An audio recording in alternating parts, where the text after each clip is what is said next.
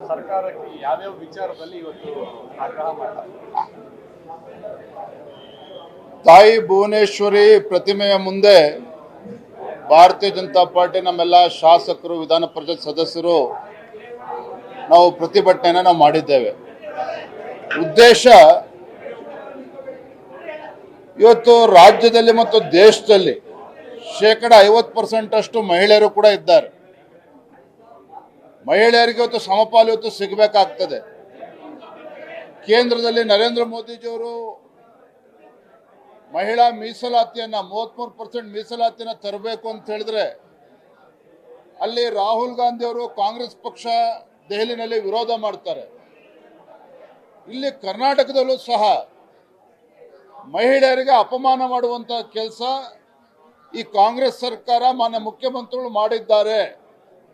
ಯಾಕೆ ಮಾತನ್ನು ಹೇಳ್ತಾ ಇದ್ದಾನೆ ಅಂತ ಹೇಳಿದ್ರೆ, ಮೊನ್ನೆ ನಡೆದಂತ ಕ್ಯಾಬಿನೆಟ್ ಎಕ್ಸ್ಪಾನ್ಷನ್ ಸಂದರ್ಭದಲ್ಲಿ ಒಬ್ಬ ಮಹಿಳೆಯರ ಹೆಸರು ಕೂಡ ತೀರ್ಮಾನ ಆಗಿರ್ತದೆ, ಪತ್ರಿಕೆ ಟಿವಿಗಳಲ್ಲೆಲ್ಲ ಕೂಡ ಬರ್ತದೆ, ಆಮೇಲೆ ಕೈ ಬಿಡ್ತಾರೆ ಅವ್ರ ಹೆಸರನ್ನ. ಅಂದ್ರೆ ಮಹಿಳೆಯರಿಗೆ ಅಪಮಾನ ಮಾಡುವಂತ ಕೆಲಸ ಇವತ್ತು ರಾಜ್ಯದ ಮುಖ್ಯಮಂತ್ರಿಗಳು ಮಾಡಿದ್ದಾರೆ, ಕಾಂಗ್ರೆಸ್ ಸರ್ಕಾರ ಮಾಡಿದ್ದಾರೆ. ಅಣ್ಣ ಬಸವಣ್ಣನವರ ನಾಡಾಗಿರ್ತಕ್ಕಂಥ ಈ ನೆಲದಲ್ಲಿ ತಾಯಿ ಅಕ್ಕಮಹಾದೇವಿ ಜನ್ಮ ಕೊಟ್ಟಿರ್ತಕ್ಕಂಥ ಪುಣ್ಯ ಭೂಮಿಯಲ್ಲಿ ನಾವಿದ್ದೇವೆ. ಇಡೀ ದೇಶಕ್ಕೆ ಮಾದರಿ ಆಗಬೇಕಾಗಿತ್ತು. ಅಂಥದ್ರಲ್ಲಿ ಇವತ್ತು ಕ್ಯಾಬಿನೆಟ್ ನಲ್ಲಿ ಮಹಿಳೆಯರಿಗೆ ಇವತ್ತು ರೆಪ್ರೆಸೆಂಟೇಷನ್ ಇಲ್ಲದೇನೆ ಈ ಅಧಿವೇಶನ ಬಹುಶಃ ರಾಜ್ಯದ ಇತಿಹಾಸದಲ್ಲೇ ಮೊಟ್ಟ ಮೊದಲ ಬಾರಿಗೆ ಕ್ಯಾಬಿನೆಟ್ ನಲ್ಲಿ ಮಹಿಳೆಯರು ಇಲ್ಲದೇನೆ ಇವತ್ತು ಅಧಿವೇಶನ ನಡೀತಾ ಇರುವಂತದ್ದು. ಹಾಗಾಗಿ ಭಾರತೀಯ ಜನತಾ ಪಾರ್ಟಿ ನಾವು ಖಂಡಿಸ್ತೇವೆ. ಮಹಿಳೆಯರಿಗೆ ಪ್ರಾತಿನಿಧ್ಯ ಕೊಡದೇನೆ ರಾಜ್ಯದಲ್ಲಿರುವಂತಹ ತಾಯಂದಿರಿಗೆ ಅಪಮಾನ ಮಾಡುವಂತ ಕೆಲಸ ಮಾನ್ಯ ಮುಖ್ಯಮಂತ್ರಿಗಳು ಮಾಡಿದ್ದಾರೆ ಅನ್ನೋದನ್ನ ನಾ ಈ ಸಂದರ್ಭದಲ್ಲಿ ಹೇಳೋದಕ್ಕೆ ಇಷ್ಟಪಡ್ತೇನೆ. ಕ್ಯಾಬಿನೆಟ್ ಅಲ್ಲಿ RSS ಗೆ ನಿರ್ಬಂಧ ಇರತಕ್ಕಂತ ಒಂದು ವಿಧೇಯಕ ತಗೊಂಬರೋದಕ್ಕೆ ನಿರ್ಧಾರ ಮಾಡಿದ್ದಾರೆ. ಸಾರ್ವಜನಿಕ ಸಭೆಗಳಲ್ಲಿ ಎಲ್ಲೂ ಕೂಡ ಮಾಡೋದಕ್ಕೆ ಬಿಡಲ್ಲ, ಅನುಮತಿ ಕಡ್ಡಾಯ ಅಂತ ಹೇಳ್ತಿದ್ದಾರೆ. ರಾಜ್ಯದ ಮುಖ್ಯಮಂತ್ರಿಗಳಾಗ್ಲಿ, ಪ್ರಿಯಾಂಕಾ ಖರ್ಗೆ ಅವರಾಗ್ಲಿ ನೇರವಾಗಿ RSS ಹೆಸರನ್ನ ಅದರಲ್ಲಿ ಉಲ್ಲೇಖ ಮಾಡಿಲ್ಲ. ನಾನು ತಮ್ಮ ಮುಖೇನ ರಾಜ್ಯದ ಮುಖ್ಯಮಂತ್ರಿಗಳಿಗೆ ಹಾಗೂ ಗೃಹ ಸಚಿವರಾಗಿರ್ತಕ್ಕಂಥ ಪ್ರಿಯಾಂಕಾ ಖರ್ಗೆ ಅವರಿಗೆ ಸವಾಲು ಹಾಕೋದಕ್ಕೆ ಇಷ್ಟಪಡ್ತೇನೆ. ಮಾನ್ಯ ಮುಖ್ಯಮಂತ್ರಿಗಳೇ, ಸದನದಲ್ಲಿ ಬಂದು ನಮಸ್ತೆ ಸದಾ ವತ್ಸಲೆ ಅಂತ ಏನು ಹೇಳಿದ್ರಲ್ಲ, ಇವತ್ತು ನಿಮ್ಮ ಬಣ್ಣ ಇವತ್ತು ಕಳಚಿ ಬಿದ್ದಿದೆ, ಬಯಲಾಗಿದೆ ನಿಮ್ಮ ಮುಖವಾಡ. ನಿಮಗೆ ತಾಕತ್ತಿದ್ರೆ RSS ಅನ್ನ ಬ್ಯಾನ್ ಮಾಡ್ತಕ್ಕಂಥ ಪ್ರಯತ್ನ ಮಾಡಿ ನೋಡೋಣ. ಯಾತಕ್ಕೋಸ್ಕರ ಇವತ್ತು RSS ಬಗ್ಗೆ ಕೆಂಡ ಕಾರ್ತಾ ಇದ್ದೀರಿ? ಏನಂತ ಇವತ್ತು ದೇಶ ವಿರೋಧಿ ಚಟುವಟಿಕೆ ಇವತ್ತು RSS ಇಂದ ಆಗಿದೆ. ಮಾನ್ಯ ಗೃಹ ಸಚಿವರಿಗೆ ಕೇಳೋದಕ್ಕೆ ಇಷ್ಟಪಡ್ತೇನೆ, ತಮ್ಮ ಇಲಾಖೆ ಬಗ್ಗೆ ಮಾತನಾಡ್ತಕ್ಕಂಥ ಯೋಗ್ಯತೆ ಇಲ್ಲ. ಪದೇ ಪದೇ ದಿನನಿತ್ಯ RSS ಬಗ್ಗೆ ರಾಷ್ಟ್ರೀಯ ಸ್ವಯಂ ಸೇವಕವನ್ನ ಟೀಕೆ ಮಾಡುವಂತ ಕೆಲಸ ನೀವು ಮಾಡ್ತಾ ಇದ್ದೀರಿ. ನಿಮಗಷ್ಟು ಚಟನೆ ಇದ್ರೆ, ಪ್ರಿಯಾಂಕಾ ಖರ್ಗೆ ಅವರಿಗೆ ನಿಮಗಷ್ಟು ಚಟ ಇದ್ರೆ ಮುಖ್ಯಮಂತ್ರಿಗಳಿಗೆ ವಿನಂತಿ ಮಾಡಿ RSS ವಿರೋಧಿ ಇಲಾಖೆಯನ್ನ ಪಡೆದುಕೊಳ್ಳಿ, ಗೃಹ ಸಚಿವರ ಸ್ಥಾನಕ್ಕೆ ರಾಜೀನಾಮೆ ಕೊಡಿ. ಇವತ್ತು ಹಿಂಬಾಗಿಲಿನಿಂದ ರಾಷ್ಟ್ರೀಯ ಸ್ವಯಂ ಸೇವಕ ಸಂಘದ ಚಟುವಟಿಕೆಗಳಿಗೆ ಕಡಿವಾಣ ಆಗ್ತಕ್ಕಂಥ ಷಡ್ಯಂತ್ರ ನಡೀತಾ ಇದೆ.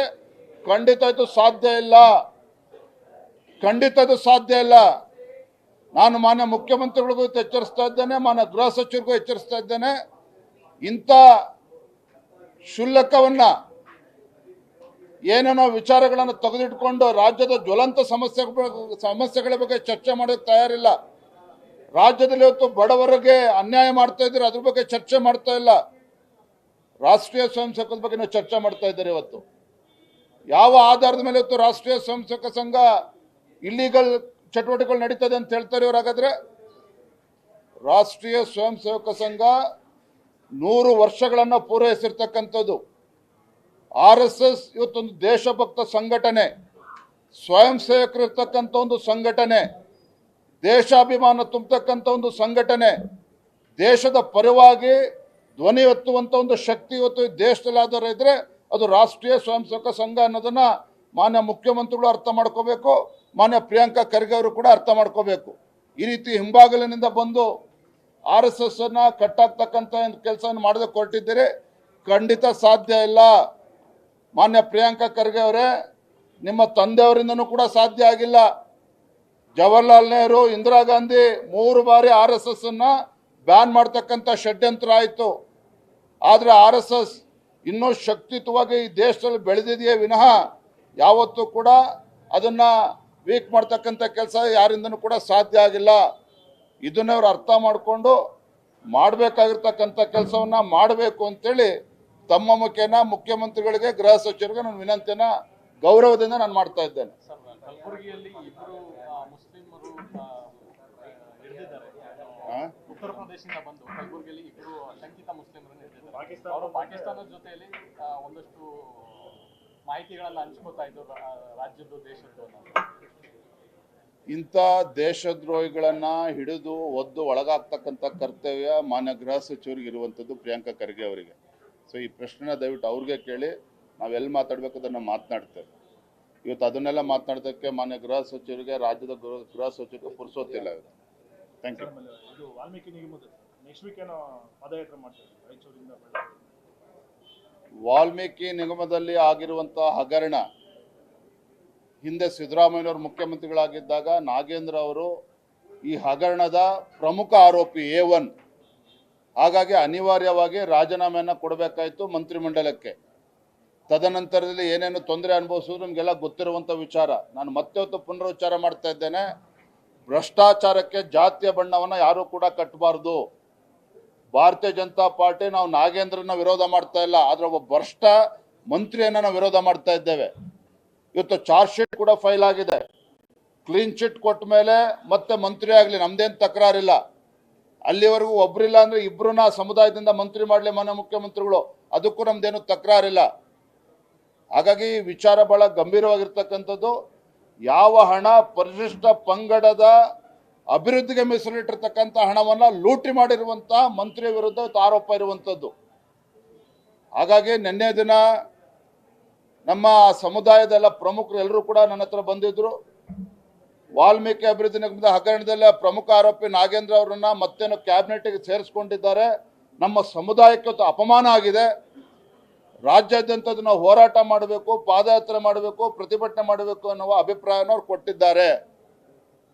ನಾನು ಎಲ್ಲ ನಮ್ಮ ಹಿರಿಯರ ಜೊತೆ ಚರ್ಚೆ ಮಾಡಿ ಆಮೇಲೆ ನಿಮಗೆ ತಿಳಿಸ್ತೇನೆ ಅನ್ನೋ ಮಾತನ್ನು ಅವ್ರಿಗೆ ಹೇಳಿದ್ದೇನೆ. ಯಾವುದೂ ತೀರ್ಮಾನ ಆಗಿಲ್ಲ.